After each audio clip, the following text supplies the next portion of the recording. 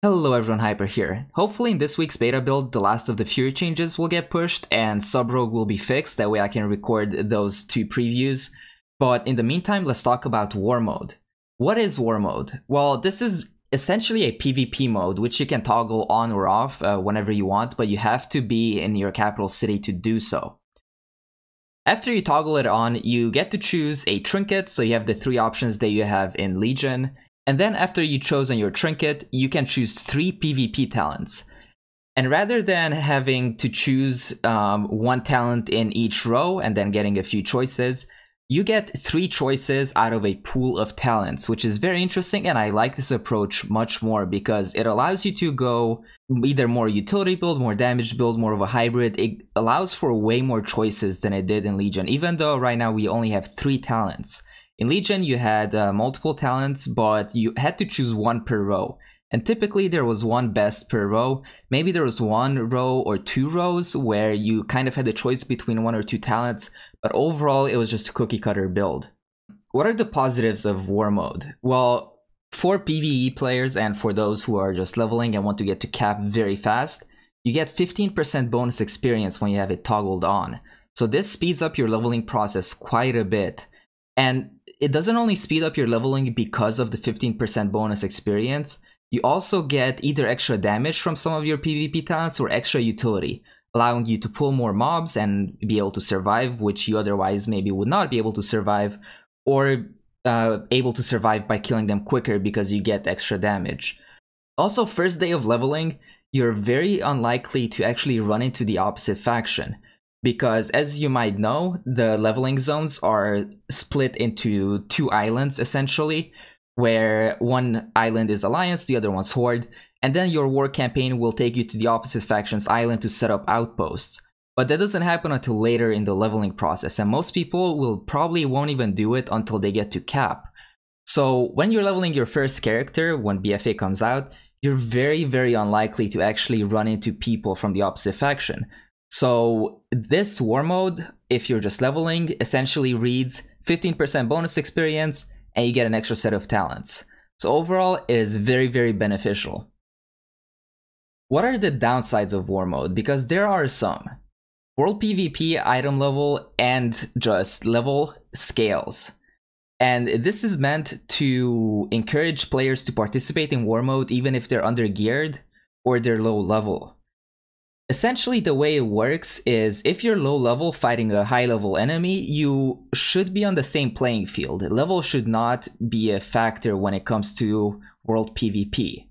However, currently the scaling is not working exactly the way it should be, because low level players actually have a better chance of winning duels and fights than higher level players. And this also goes for item level. While I was leveling my rogue the other week, I got into a duel with a level 112 rogue. I was 113 at the time, and I had all of my items on as you would expect while leveling. And this rogue just opened on me and one-shot me. There's a VOD on my Twitch if anyone is interested in seeing it, but he essentially just kills me with one eviscerate, where he hits me for an insane amount of damage. He hit me for 26k, and I had about 40k HP. So 1 more ability or 2 more abilities and I was just dead. This got me very curious because I noticed that the rogue didn't have any gear on. And I logged over to my Alliance character and I whispered to him and asked him, what's going on with Sub-Rogue? Is it something that Sub is bugged, or is it something with War Mode? And he told me that if you just take off all of your gear and just leave on your weapons and a few items, like 3 or 4 items maybe, that have your correct stats on them for your spec, then you will do much, much better in PvP.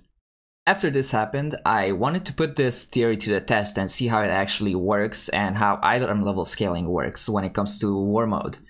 And I took my rogue, which was level 116 at the time, when I decided to test this out, and went over to Turisgar Sound. And like the other rogue who previously one-shot me told me, I took off all of my gear and just kept on my weapons and 3 or 4 pieces that had the correct stats for me.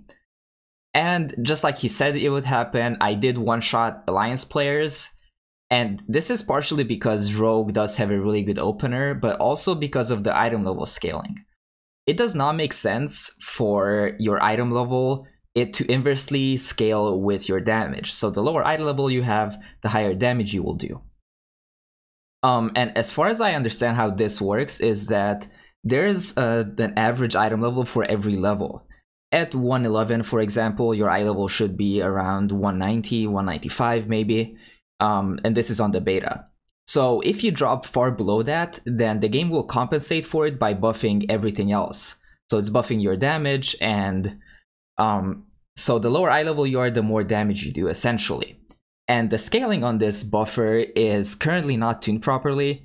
And if you drop really low eye level, so like to 110, for example, when your ideal eye level is 195 or 200, then the game will compensate for it so much that you're able to just one-shot people. And this happens very similar with level scaling as well. When you're 111, for example, fighting a 120, then the game compensates for it because it wants to put you on an even playing field. I can see how level scaling could work because you want people to be able to level and not get farmed by max level characters, so when you're leveling at alt, you still have a chance to kill the person who's attacking you. But when it comes to eye level, this doesn't make much sense. And especially being able to take off your gear, just put it into your bags and then become stronger makes absolutely zero sense. I tweeted out a clip about this the other day as well, where I one-shot this warlock and I only had my daggers on and like 2 pieces. I really hope this gets fixed, and ultimately if they change it so where it takes into consideration your in-bag eye level, or come up with a better system for putting people on an even playing field, because currently you abuse the game by taking off your gear. And in an MMO that doesn't make much sense, because if you worked hard for gear and you're very highly geared, you should be stronger than other people, and that's a fun part about MMOs. If you have better gear than someone else, then you have a higher chance of killing them. But what they're trying to do here is just make it even for everyone, regardless of gear. So then the gear that you do acquire doesn't really feel as powerful, which I really dislike when it comes to war mode. So my overall impressions about war mode, I think it's a really good system and it really incentivizes world PvP and contributing to world PvP and joining up, especially when you see an alliance assassin or a horde assassin in your zone. And you know, you group up with other people to try and take them down. It's a very fun experience, and I think the way they decided to handle all of the PvP talents is a much more engaging system than it was in Legion. And also the incentive of the 15% bonus experience, and then later when you hit cap, you get 15% extra stuff from World Quest, so you get more resources, you get more Azeroth power, etc, etc. So overall, it's a really good incentive, and I really like that Blizzard gives us the choice of opting in or opting out of this system. As long as the scaling issue gets fixed, this is probably one of the best systems that I've seen so far that will be implemented in BFA. As always, thank you for watching, and if you enjoyed the video, please hit the like button and sub to the channel. If you have any questions or comments about this, leave them in the section below, and I will take a look at them and answer as soon as I can. Again, thanks for watching, and I'll see you on the next one.